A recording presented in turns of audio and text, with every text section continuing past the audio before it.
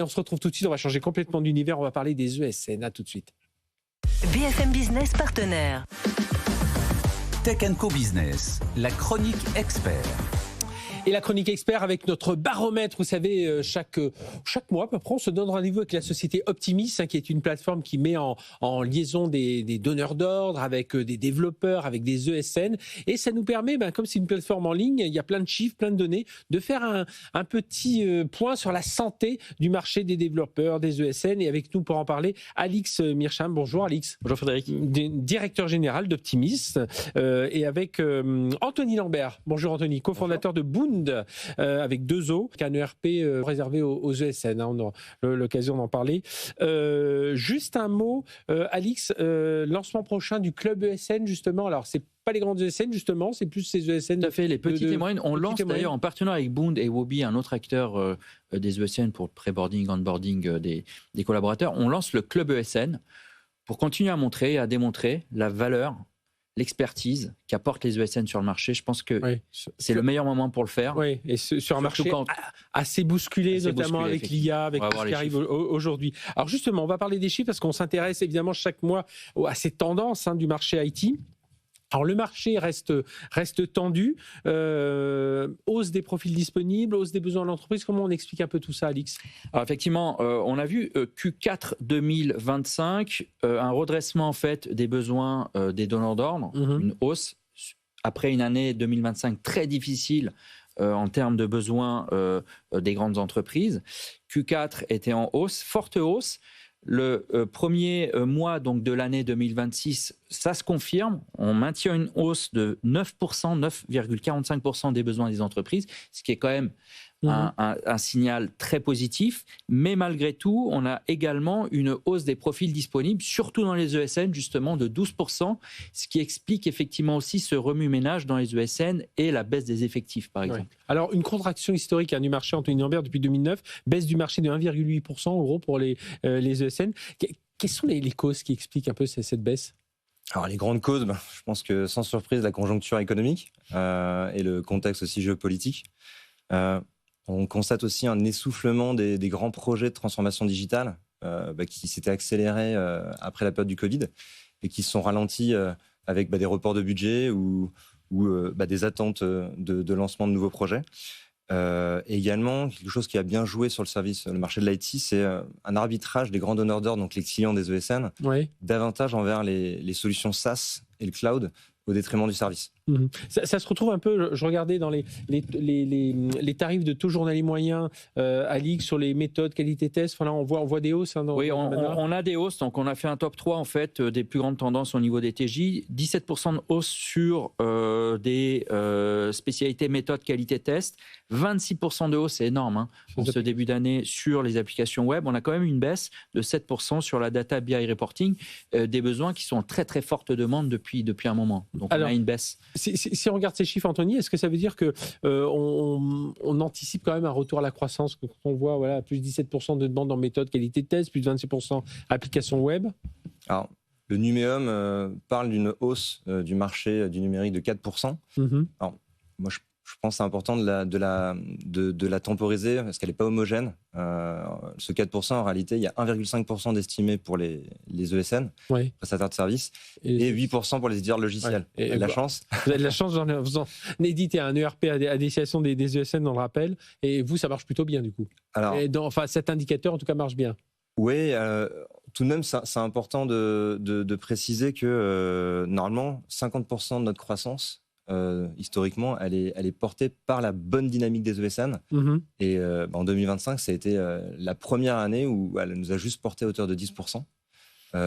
Après, si on veut être plus encourageant et optimiste et envoyer, on va dire, de bonnes ondes, parce que là, le Numéum parle de rebond, et je pense qu'elle est confirmée par les chiffres qu'on peut observer dans le nombre de licences souscrites. Aujourd'hui, sur le T4 2025 et le mois de janvier, on a plus de 20% de souscriptions, donc ça marche plutôt bien par rapport à l'année dernière. Et pour vous, si on élargit un peu les grands moteurs de la croissance, ce sera quoi si on anticipe un peu cette croissance? Et l'IA, évidemment? Oui, sans grande surprise, l'IA, mais c'est vrai qu'il y a eu un énorme battage médiatique, il y en a toujours sur l'IA, mais 2025, pour moi, c'est plutôt une période d'expérimentation de POC. D'accord. Ah, encore, oui. Et 2026, pour que ça soit un vrai moteur, il faut que ça passe à la phase d'industrialisation, et on est en bonne voie.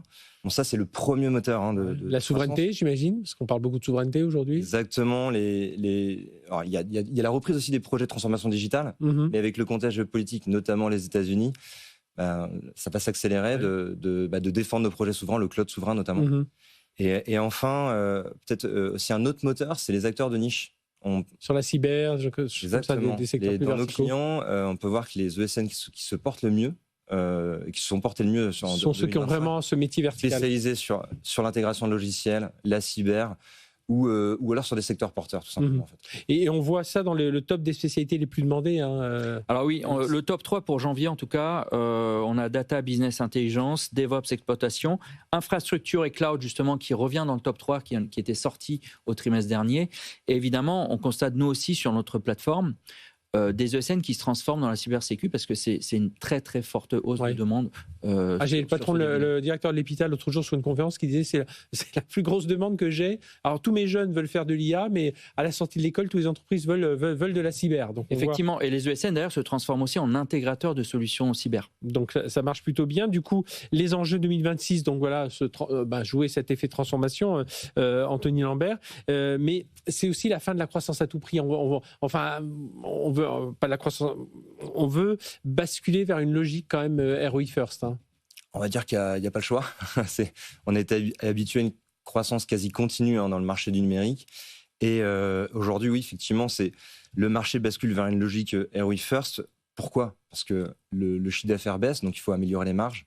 La rentabilité a été fragilisée. Donc... Ça explique un peu les licenciements dont on parlait dans exactement, beaucoup d'ESN, les grandes annonces qu'on a pu avoir sur les grandes ESN comme Cap notamment.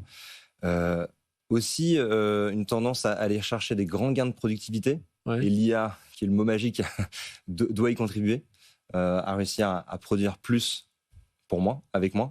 Après, il faut bien former et responsabiliser tout le monde autour de l'IA. Exactement. Ça, c'est d'ailleurs peut-être, je pense, le deuxième enjeu. Donc, le premier, on vient de l'expliquer, d'améliorer les marges. Le deuxième, ça va être de réussir à prendre cette vague de l'IA, qu'on passe de la phase de POC à la phase d'industrialisation, excusez-moi.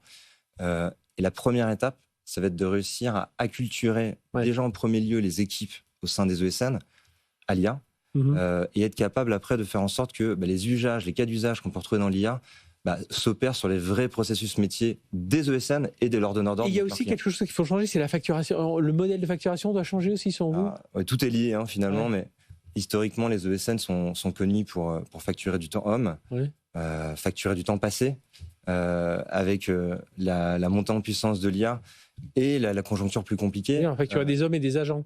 Des agents IA. Alors on parle de centre de services augmenté. On va arriver vers de la facturation du temps homme et de l'agent automatique, de l'agent Oui, c'est souvent ce qu'on dit. On va gérer des équipes, à la fois des collaborateurs humains et des agents IA. Donc, non, mais c'est intéressant de voir que ce modèle doit changer. Juste un dernier mot, Alix, pour les fonctions les plus demandées. Alors, je sais que dans les ESN, on voit des profils fonctionnels, de l'orchestration de l'IA, des développeurs seniors. C'est ce qu'on retrouve aussi dans en janvier, on a un retour de demande très forte pour les développeurs. Pour les business analysts. Plus 30% pour les développeurs. 30%, c'est énorme, effectivement, depuis le trimestre dernier. Business analyst aussi, plus 35%. Et par contre, on a quand même une baisse de demande de chefs de projet, même s'il reste dans le top 3, une baisse de moins 20% sur les chefs de projet. Comment on explique un peu cette baisse de chefs de projet alors qu'on a besoin de davantage de développeurs Alors, les profils fonctionnels vont être la denrée rare, la compétence recherchée sur 2026 et les années à venir. Elles sont là pour aider à créer le pont entre les cas d'usage techniques et les process métiers de nos clients. Donc, je ne suis pas étonné de retrouver ce chiffre, Alix. Eh bien, merci à tous les deux. Alix Mearsham, donc directeur général d'Optimis. Et donc, on souhaite longue vie au club ESN, un club dédié aux petites et moyennes entreprises. Vous allez sur le site d'Optimis, si vous voulez en savoir plus autour de ce club. Merci Anthony Lambert, cofondateur de Bound, un éditeur qui s'adresse aux ESN justement à travers votre RP. Merci tous les deux pour ce baromètre. On se retrouve juste après. On va parler cyber avec nos invités suivants. Tech & Co Business sur BFM Business. BFM Entreprise,